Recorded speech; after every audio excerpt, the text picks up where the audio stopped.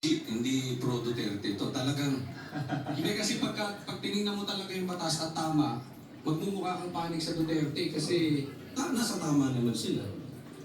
Katulad nung vlog niya na about sa pagdala kay PRRD sa DAI. So, doon siya binansagan talaga na na DDS lawyer. So, ang gusto kasi ng mga viewers, kalabanin mo kalabanin mo ang PRRD kahit alam mong mali o tama yung ginawa doon sa kasong yun, mamaliin mo dapat para masabing hindi ka DDS. Basta sa akin lang kung ano yung nakikita ko sa batas in relation to the facts, yun lang talaga yung na-explain ko naman.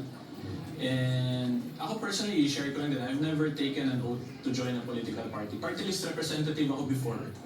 I was a member of the party list, pero any political party wala. Kasi yung party list namin before was a sectoral organization. Pero attorney, maraming nagsasabi at maraming post na rin. Ito na daw yung confirmation na talagang DDS lawyer ka kasi ikaw na daw ang abogado ni Mansca.